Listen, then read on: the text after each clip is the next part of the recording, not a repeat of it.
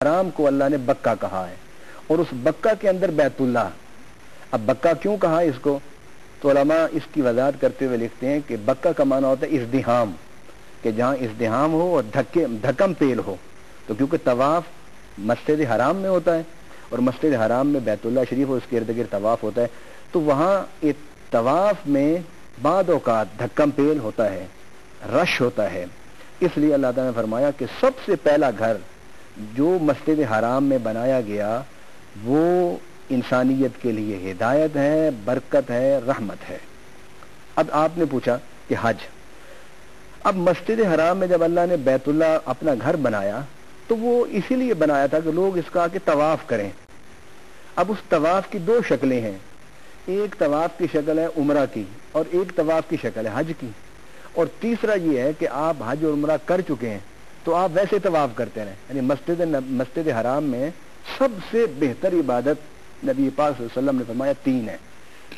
ایک عبادت طواف، دوسری عبادت نماز نوافل، اور تیسری عبادت تلاوت قرآن پاک. لیکن علماء نے اس کی ترتیب دی ہے کہ آپ تلاوت قرآن ہر جگہ بیٹھ کے کر سکتے ہیں، یہ عبادت ہر جگہ ممکن ہے. آپ نوافل دنیا کے ہر کونے میں پڑھ سکتے ہیں، لیکن ہر کونے میں طواف کعبہ کی عبادت آپ نہیں کر سکتے. اس لیے جتنا وقت بھی آپ بیت اللہ شریف میں ہوں، مکہ میں ہوں، حرم میں ہوں، یا تو طواف میں گزاریں یا بیٹھ کر ٹکٹکی باندھ کر کعبہ کو دیکھتے رہیں. علامہ صاحب، اسی بات کو ہم آگے بڑھائیں گے اور آپ سے یہ بھی پوچھیں گے کہ جہاں پر کعبۃ اللہ میں انسان کے لیے ہدایت اور برکت کیوں ہے، اس سوال کا جواب لیں گے. لیکن ہمیں ایک چھوٹے سے بریک پر جانا ہے. آپ ہمارا ساتھ دیجیے گا اس پروگرام میں جس میں آج ہم بات کر رہے ہیں فلسفہ حج کے حوالے سے. چھوٹا سا وقفہ اور ابھی ہماری آپ سے ملاقات ہوتی ہے.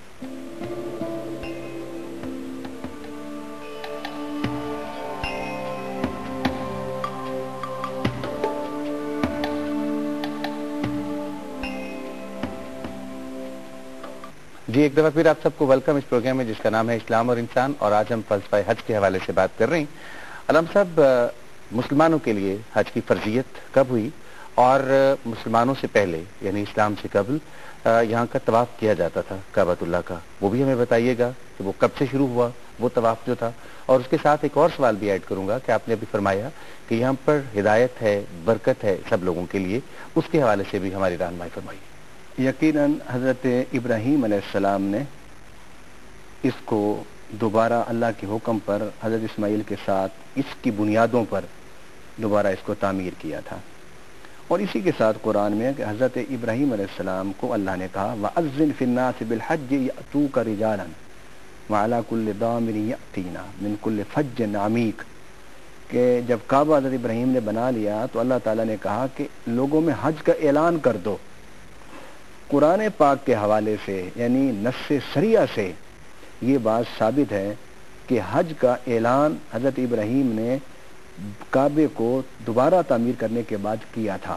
فرمایا تھا تم حج کا اعلان کرو لوگوں میں اور وہ آئیں بھاگتے ہوئے اللہ کے گھر کی طرف. اس کا مطلب یہ ہے کہ اسلام کے دور سے قبل ادوار میں بھی حج فرض تھا، اور تمام اہل کتاب، کیونکہ حضرت ابراہیم علیہ السلام مذہب یہود، مذہب مسیحیت اور حضرت مذہب اسلام، ان تینوں کی جو شاخیں نکلتی ہیں حضرت ابراہیم علیہ السلام سے ہیں. حضرت موسیٰ علیہ السلام بھی حضرت ابراہیم کی اولاد سے ہیں، اور حضرت عیسیٰ علیہ السلام بھی حضرت ابراہیم کی اولاد سے ہیں، اور نبی پاک صلی اللہ علیہ وسلم حضرت ابراہیم کی اولاد سے ہیں، حضرت اسماعیل کی لڑی سے. تو یہ تو تمام مذاہب میں حج کی فرضیت حضرت ابراہیم علیہ السلام کے اعلان سے ہو چکی تھی اور وہ لوگ کرتے تھے. لیکن بعد میں انداز میں، اسلوب میں، طریقہ کار میں تبدیلی کر دی گئی، اپنی مرضی سے، اپنی ارادوں سے، اپنی ضروریات کے ساتھ تحریف و تبدیل کا سلسلہ مرور زمانہ کے ساتھ ہوا. پھر نبی پاک صلی اللہ علیہ وسلم نے جب آپ تشریف لائے جسے ہم حجۃ الوداع کہتے ہیں، تو اس میں حضور صلی اللہ علیہ وسلم نے اعلان فرمایا تھا کہ لوگوں تم پر حج فرض ہے. یہ وہ اعلان تھا نبی پاک صلی اللہ علیہ وسلم کا جو آپ نے کیا. اور حج نبی پاک صلی اللہ علیہ وسلم نے زندگی میں ایک مرتبہ کیا، یعنی اعلان نبوت فرمانے کے بعد. اب جو آپ نے تیسری بات پوچھی کہ اس میں برکت اور ہدایت کے دو لفظ اللہ نے استعمال فرمائے ہیں. اب اولا بیت کا لفظ ہے کہ پہلا گھر. اب اس میں علماء نے لکھا کہ حضرت ابراہیم علیہ السلام نے اس کو دوبارہ تعمیر کرایا. اس سے پہلے بھی تو لوگوں کے پاس گھر تو تھے نا. یہ تو نہیں ہم کہہ سکتے کہ دنیا میں پہلا گھر کا مطلب یہ ہو کہ پہلا گھر جو بنا ہو وہ یہ بیت اللہ شریف ہو. فرمایا کہ اس سے پہلے گھر موجود تھے, لوگ ان میں رہتے تھے, لیکن وہ گھر جسے اللہ نے اپنی نسبت عطا فرمائی, اور وہ گھر جسے اللہ نے اپنی طرف منسوب کیا, اور وہ گھر جسے اللہ کے پیغمبروں نے بنایا, وہ پہلا گھر روئے زمین پر بیت اللہ شریف ہے. اب رہی بات کہ مسجد اقصی اور بیت المقدس, اس کے بارے میں علماء نے لکھا کہ 40 سال کے بعد, یعنی بیت اللہ کے بننے کے 40 سال بعد بیت المقدس اور مسجد اقصی بنی. اب اس میں فرمایا گیا کہ اس میں ہدایت ہے اور اس میں برکت ہے. وہ اس لیے ہدایت ہے کہ اس کا اعلان حضرت ابراہیم علیہ السلام نے کیا تھا, اور پیغمبر کا جو اعلان ہوتا ہے نا وہ عبادت ہوتا ہے, وہ ہدایت ہوتا ہے, اس لیے اس کو ہدایت فرمایا. اور برکت کیوں فرمایا اس کو, اس گھر کو برکت کیوں کہا؟ اس لیے کہ یہاں حج اور عمرہ ہوتا ہے.